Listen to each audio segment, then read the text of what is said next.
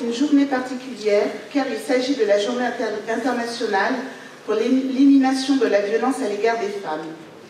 Ainsi, à travers un riche programme d'événements et un affichage public, cette campagne rappelle l'urgence d'une mobilisation collective. Ces violences, loin d'être des événements uniques et isolés, reflètent des inégalités enracinées, des préjugés persistants et des silences complices. En prendre conscience est une étape indispensable pour les faire disparaître. Avant de conclure, je vous pose une question. Quelle citoyenne ou quel citoyen voulez-vous être? Je suis persuadée que le changement commence par vous. Ensemble, en brisant le silence, en déconstruisant les préjugés et en cultivant la bienveillance, nous pourrons vivre dans une société où les violences, aucune violence n'a plus sa place. Je vais maintenant juste faire le lien entre André Chaban, l'événement qui nous attend, qui sont les sorcières, et cette journée. Donc, comme vous pouvez le voir, le but de cette journée, tel que ça a été déjà dit, mais le rappeler que ces violences faites aux femmes et aux minorités de genre sont intolérables et que leur élimination constitue une responsabilité collective. Lutter contre les violences qui sont les sorcières, quel rapport?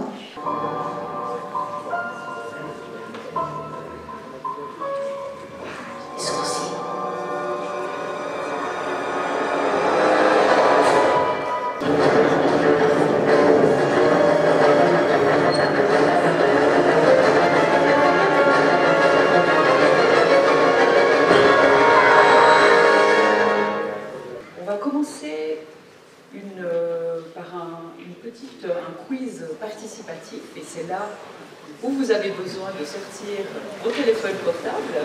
On va vous proposer une série de questions en préambule avec un peu les grandes idées qu'il y a autour, les idées reçues autour de la chasse aux sorcières. En gros, est-ce qu'on est au Moyen-Âge? Est-ce qu'on est à l'époque moderne? Est-ce qu'on est à la fin du Moyen-Âge? À la fin de l'époque moderne? Waouh! Bravo! On le constate presque chaque jour depuis quelques années, la figure de la sorcière est à l'évidence d'une grande actualité.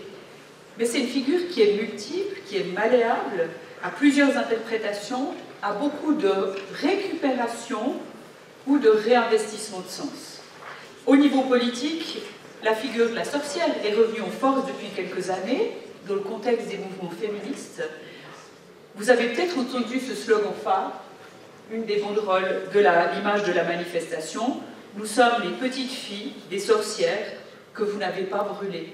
Tremblez, les sorcières reviennent, on va se venger du patriarcat. On ne connaît pas de vraies sorcières, on ne connaît que des personnes accusées ou soupçonnées d'être des sorcières. Sorcière, c'est avant tout une dénonciation grave, parce qu'elle ouvre la porte des tribunaux et des bûchers. Comme le dit très bien Voltaire, les sorcières ont cessé d'exister quand on a cessé de les brûler.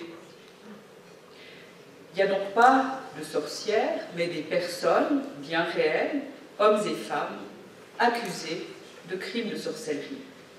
Et c'est vraiment dans nos régions qu'on trouve les premières attestations de procès de sorcellerie et cet imaginaire du sabbat des sorcières dont on va aussi un petit peu parler pour comprendre de quoi il s'agit. On sait qu'en tout cas 2000 personnes ont été exécutées en terre vaudoise, pique la répression entre 1580 et 1620, 970 morts, ce qui veut dire 25 exécutions par année dans le pays de Vaud, qui n'est pas très grand dans le canton de Vaud. Absolument n'importe qui pouvait être dénoncé ou suspecté pour sorcellerie. Une veuve fortunée, un riche notable, un paysan, toutes les classes sociales et aussi tous les âges, puisqu'on a trouvé des enfants qui ont été accusés de sorcellerie. J'aimerais faire avec vous un petit aparté sur la question des stéréotypes et sur la question des heuristiques de jugement qu'on fait tous. Après une rencontre avec lequel de ces personnages auriez-vous tendance à vérifier si votre portefeuille est toujours présent? Je vais vous passer la question, vous avez raison, comme ça vous pouvez directement interagir, mais je vous laisse d'abord encore l'image pour être sûr de votre choix et de votre réponse. Voilà, alors, Quelles sont vos réponses? Alors on voit qu'on a évidemment une concurrence qui est liée aux représentations de la néo-sorcière, hein, qui sort un peu du lot avec des cheveux bleus, et la vieille femme qui est un peu la sorcière plus traditionnelle. Alors, un des éléments importants, donc un peu pour résumer comment ça se passe, la procédure. D'abord, les juges font une enquête préliminaire, c'est-à-dire qu'ils entendent parler de choses, je sais pas, une mort étrange, quelqu'un qui dit que c'est quelqu'un d'autre qui lui a donné le mal, et ensuite ils jugent si ces informations qu'ils ont obtenues sont vraies ou leur paraissent crédibles ou pas, et puis ils vont faire déposer des témoins, donc ils vont convoquer un certain nombre de personnes qu'ils supposent ont des informations à propos du supposé sorcier ou de la supposée sorcière, et puis ensuite ils vont entendre les dépositions des témoins. S'ils estiment que c'est crédible, ils vont faire arrêter la personne, ils vont l'emprisonner, et ensuite de quoi ils vont commencer à l'interroger. Si cette personne ne dit rien et qu'ils pensent toujours que cette personne est un sorcier ou une sorcière, ils vont la soumettre à la torture judiciaire, et dans la plupart des cas, ils vont arriver aux aveux. On comprend tous assez bien de dire si on torture quelqu'un de manière assez violente, au bout d'un moment, il finira par dire ce qu'on attend de lui, juste pour que la souffrance cesse. Mis en prison, réinterrogé, mis en prison, réinterrogé, ensuite torturé, remis en prison, réinterrogé. Il y a les curés, il y a les seigneurs, il y a les bourgeois de la ville, les syndics. Tous ces gens sont dans le tribunal comme témoins ou assesseurs, ils voient ce qui se passe et ils donnent leur accord aux différentes phases de la procédure. Et l'accusé est tout seul face à un entourage de notables, hein, de toutes les élites politiques et religieuses de la région. Alors, la première question...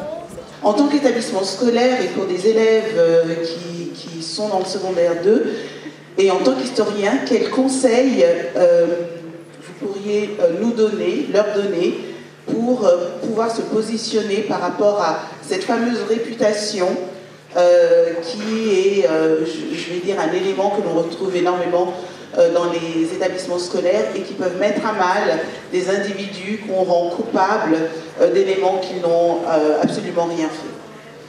Il faut être très à l'écoute des bruits qui peuvent, des réputations des personnes, et il faut contribuer à les déconstruire et à comprendre d'où ça vient, en tout cas à entendre le potentiel négatif, stigmatisant de ces rumeurs si on les laisse courir.